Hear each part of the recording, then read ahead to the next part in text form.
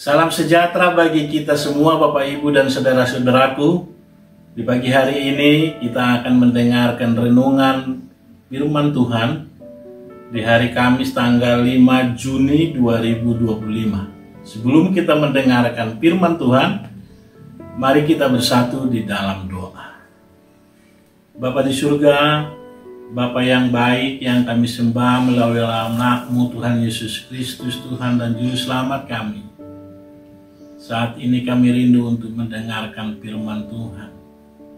Kami belajar untuk memahami dan mengerti dan melakukannya.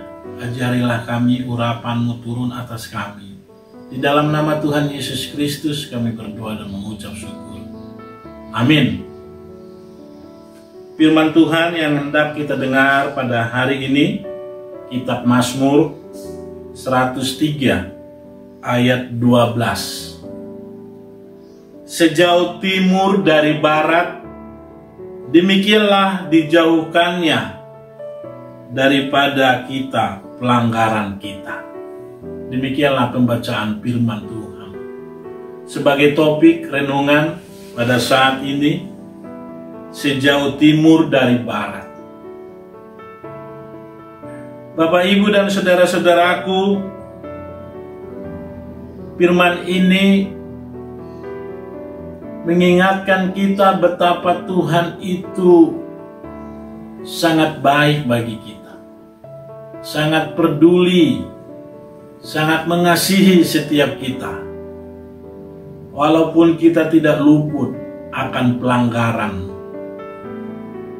dosa-dosa kita yang kita perbuat di dalam kehidupan ini. Tuhan mengampuni kita.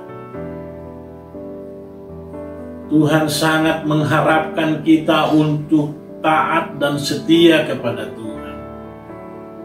Memandang kasih Tuhan dengan sungguh-sungguh supaya kita hidup di dalam pertobatan, di dalam kasih Tuhan.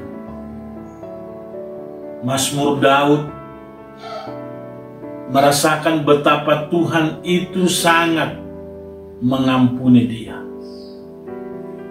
di setiap kehidupannya.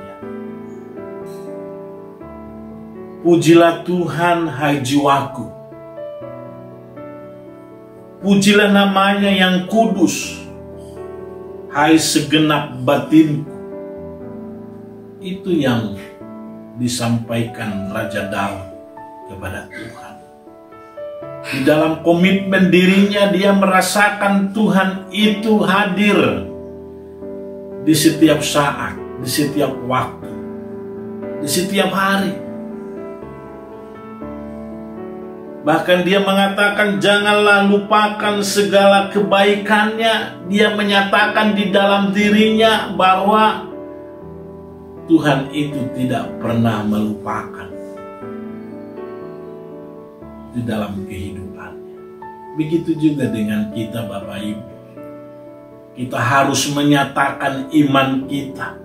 Dengan sungguh-sungguh kita memuji dan memuliakan Tuhan. Tuhan yang mempunyai segala kasih dan karunia. Tuhan yang mengampuni segala dosa-dosa dan kesalahan kita. Menyembuhkan segala penyakit.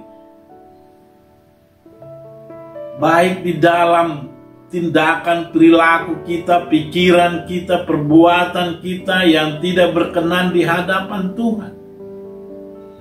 Supaya kita memperoleh pembaharuan iman, pembaharuan hati kita yang hidup di dalam dosa menjadi hidup di dalam terang Kristus yang menyinari, yang menerangi hati dan pikiran kita.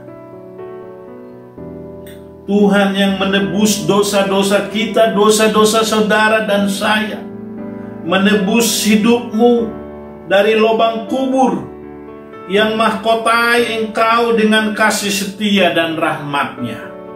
Luar biasa penyertaan Tuhan, belas kasihan Tuhan di dalam hidup kita. Bapak, Ibu, dan saudara-saudaraku, sebenarnya apa yang kita banggakan di dalam diri kita, di dalam hidup kita? Kita selalu egois, memikirkan diri sendiri untuk kepentingan hawa nafsu, keinginan dunia ini. Selalu pergumulan, kekhawatiran, kebimbangan yang selalu melekat di dalam hati dan pikiran kita. Tetapi saat ini Tuhan menyerukan lewat firman Tuhan ini, sejauh timur dari barat, demikianlah dijauhkannya kepada kita akan pelanggaran kita. Bapak, Ibu, dan saudara-saudara, Raja Daud sampai Mazmur menuliskan kata-kata pujian yang indah dalam perikop ayat yang telah kita baca. Daud adalah seorang yang berkenan di hati Tuhan. Daud mengasihi Tuhan dan dia takut akan Tuhan. Tetapi Daud menyadari bahwa dirinya, hidupnya tidak sempurna dan sering melakukan beberapa kesalahan besar, melakukan dosa, pelanggaran. Tetapi ia, Raja Daud, selalu takut kepada Tuhan dan dia memohon pengampunan dosa dengan sungguh-sungguh, dengan hati yang rendah hati, dengan hati yang hancur, memohon pengampunan itu supaya belas kasihan Tuhan, supaya Tuhan mengampuni setiap pelanggaran dosa yang dia lakukan. Daud benar-benar memahami apa arti dosa-dosa yang dihapuskan Tuhan. Lewat ayat perikop ini, sejauh timur dari barat, Tuhan mengampuni segala